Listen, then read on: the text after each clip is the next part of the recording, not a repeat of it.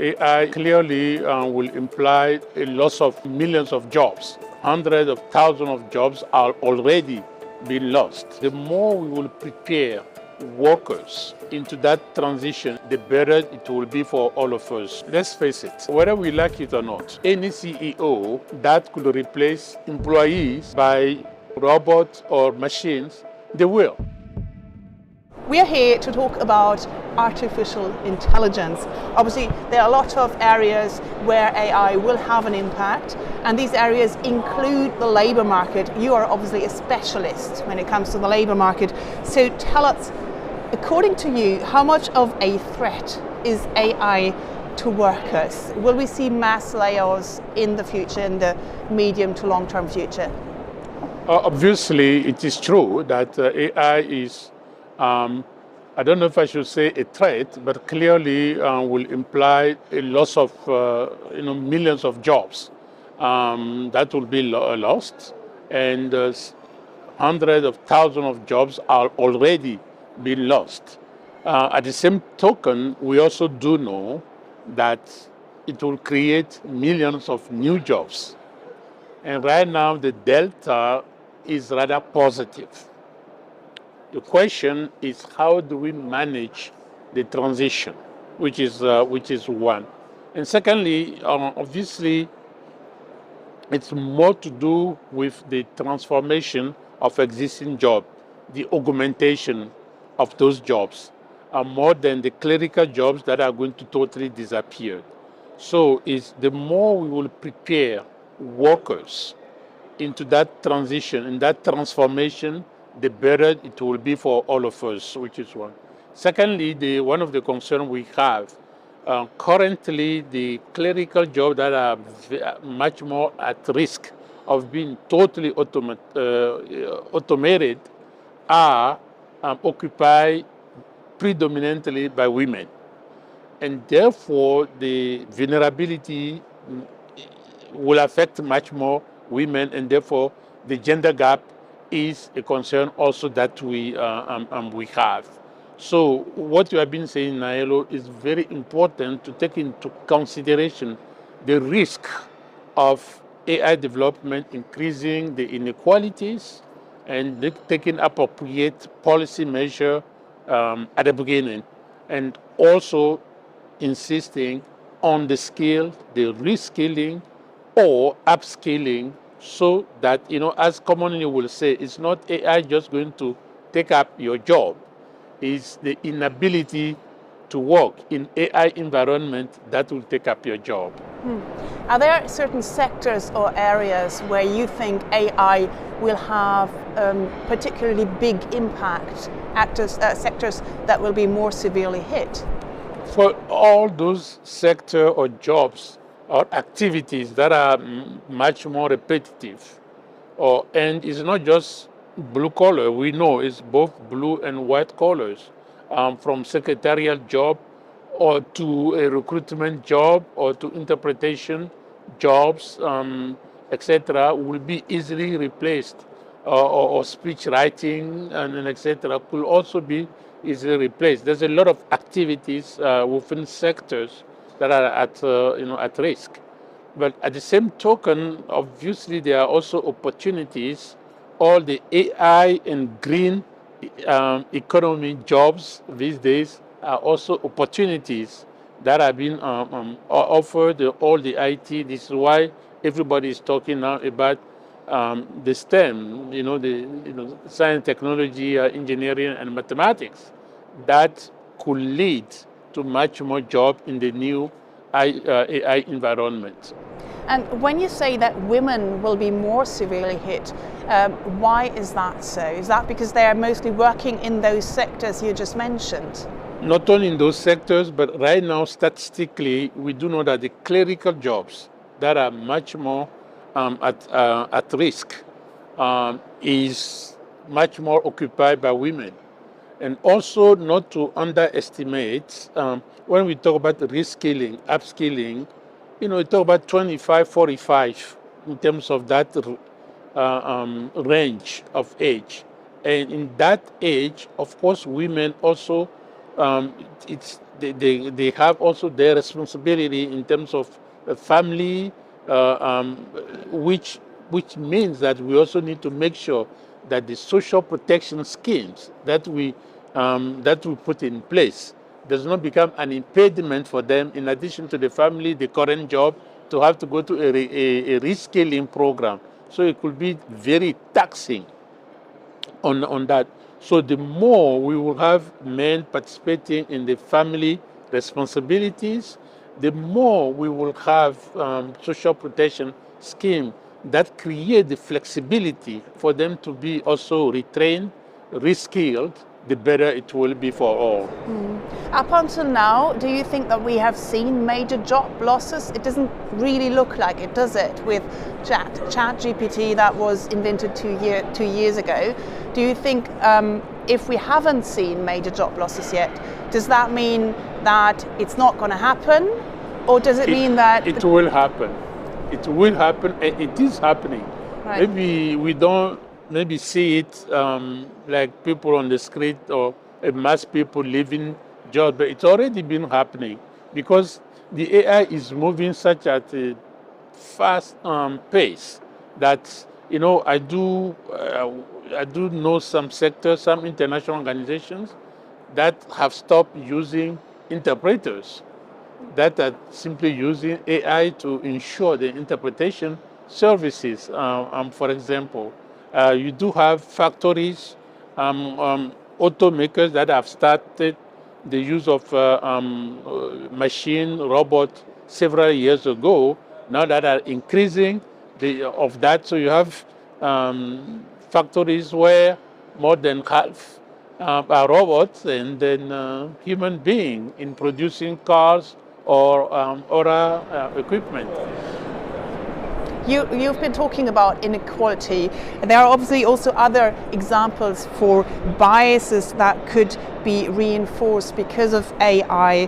For example, for hiring algorithms where biases are built in. Actually, your organization, the ILO, what are you doing to make sure that doesn't happen or to mitigate such effects?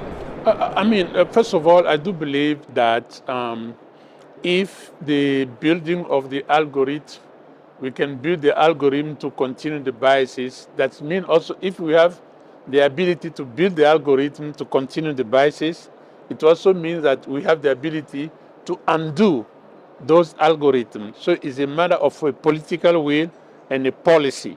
This is why we are encouraging at the policy dimension. Secondly, our concern in terms of the inequalities is the digital access itself is at risk. Because we are all talking about AI because we all here have easy access to the internet. And that digital internet access is not to take for granted, worldwide. People are still do not have enough. The internet penetration is still a big challenge. The whole digital infrastructure is really a challenge. And the data, you know that as it stands today, there's no AI without data.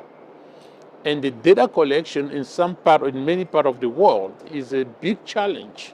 A lot of the statistics that we have today are based on data collected essentially from the global north, on that. And we know that in the south, you have countries where up to 80% of the economy is in the informal sector, is an informal economy. So how do you collect data on that and try to see how can that be built into an AI environment? Is another game. So those are where the risk of inequalities will also increase. Right. So we've been talking about the threats, about the challenges of AI, but as you mentioned, there are also opportunities. For example, AI can help with labor shortages. Here in France, I don't know if you saw that, Mistral AI and France's employment agency, France Travail, they recently signed a cooperation agreement. So Mistral AI will, for example, provide chatbots on the agency's website. Do you think things like that, models like that, we will see that more often in the world? Can they be duplicated elsewhere? Fundamentally, let's face it, whether we like it or not, any CEO that could replace employees by robots or machines, they will. That we have to take that almost for granted. So for us, this is not too much the big issue. The big issue is, what do you do with the employees that are at risk of losing their job? Secondly, what do you do with the employees that will remain in their jobs? And how do you ensure that at the end of the day, it's not just a matter of economic gain? How do you ensure that human-centered approach remains on that? So there is also some kind of, shall I say, existential or societal question. At the end of the day, where do we see our life being on that? It's going to be controversial what I'm going to say. We know we can use, and we should maybe use AI to simplify the work we're doing. We have to use AI to increase the productivity, not only the workers' productivity, but the total factor productivity. But maybe we should also consider to what extent AI will help us to reduce the number of hours worked in a week while allowing the workers to keep the same salary, so that we could improve the quality of our life. This is what I'm talking also about, an existential or societal challenge that we have. It just cannot be an economic-driven decision. Is your organization in touch actually with lots of governments and companies to work exactly on these aspects? If so, how? Oh yeah, because if you look at the ILO, the International Labour Organization, structurally our governance has three major parties. This is why we talk about tripartism. We have the government, then we have the private sector, the employers, which we call through the employers organization, and we have the trade union on that. So we all have to engage with those three parties. I was in Davos 3 weeks ago or so, and we are constantly engaged on those matters. And do you feel that companies are receptive? Do they want to listen to you when you say you need to, these things is what you have to pay attention to in order, for example, not to increase inequality? I think I want to remain positive. I think they are receptive, but how do you move from being receptive to being action-oriented is the next challenge. So we have to continue the advocacy. The importance is to maintain a certain level of social dialogue to move forward. We were talking about a number of sectors just now that could be especially severely hit by AI. Another sector is education. Do you think that in the future, in the worst case scenario, that educational institutions with human teacher will become completely obsolete? Completely, I don't think so. But will the AI be very helpful in the education sector? Yes. Yes, it will be. But it's always the challenge in education, particularly for our kids, our grandkids, how to ensure we transfer this human value, this human touch. I don't know if we get to a point where the AI can replace that. So that human dimension remains fundamental. But can we use, and should we use the AI to step up the learning? Of course, yes.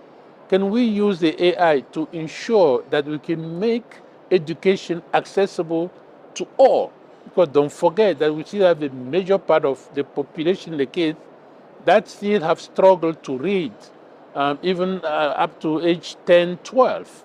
So it's important to see to what extent AI will help us improving not only both the reading and the mathematics side of the basic primary and secondary education before we even talk about the tertiary.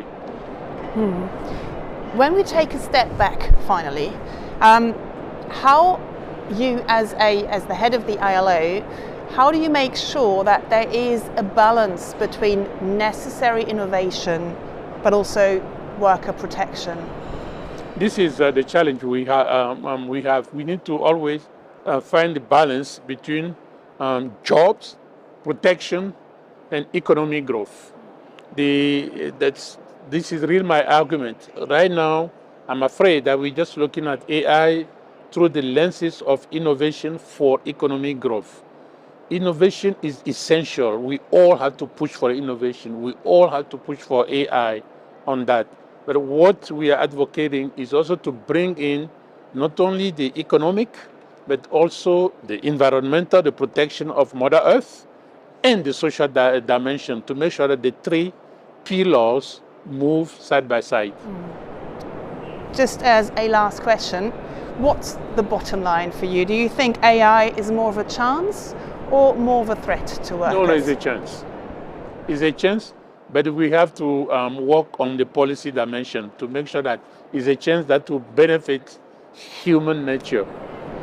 Thank you very much. Gilbert Houngbo, Director General of Geneva-based International Labour Organization. Thank you so much for having me.